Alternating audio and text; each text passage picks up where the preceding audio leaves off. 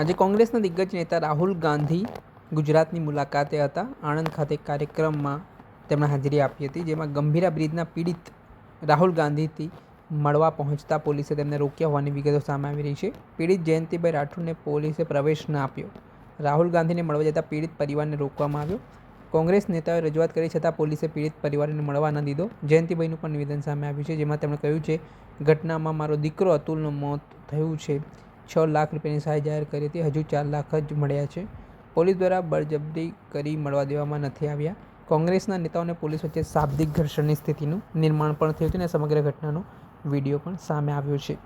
માટે આવેલા છે. વાત સાચી પણ યુ રિસ્પેક્ટ યુ રિસ્પેક્ટ આ પ્રીમાઇસની અંદર નક્કી કરવામાં આવેલું છે protect Z plus security protect હોય એને અનધિકૃત અનઓથોરાઇઝ જેની પાસે પાસ ના હોય કોણ સીઆરપીએફ તરફથી જે પણ પાસ ઇસ્યુ કરવામાં આવશે એટલા વ્યક્તિઓને અંદર અને મિનિટ ટુ મિનિટ જે પ્રમાણે પ્રોગ્રામ હોય એ પ્રમાણે જ મુવમેન્ટ થાય. કાલે એએસએલ દરમિયાન સાંભળો સાહેબ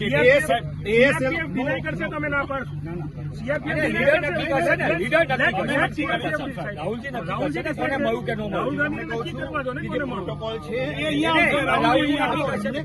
એ કહેશે ને તો આગળ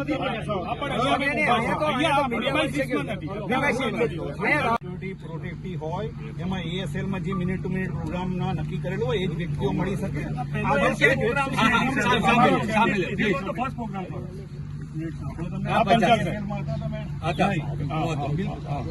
આ જો પ્રોગ્રામ તમે ગઈકાલે એએસએલ માં લઈ લીધો હોત તો અમને કોઈ વાંધો સમજી ગયો. ચલો એક વખત તમારી વાત સાહેબ, પણ તમે અહીંયા રોકો જ અમને, એટલે અહીંયા કોઈ નથી.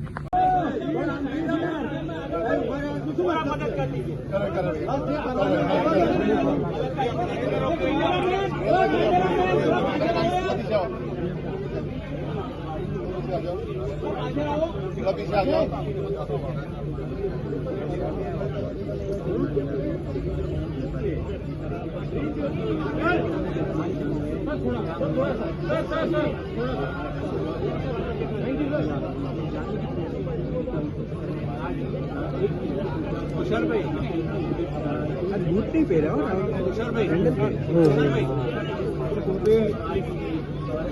એ તો મદદ કરે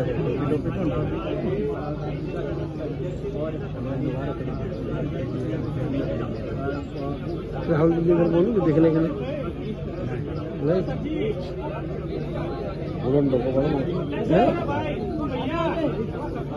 बाइक में क्यों हाँ एक थोड़ा हो जाएगा.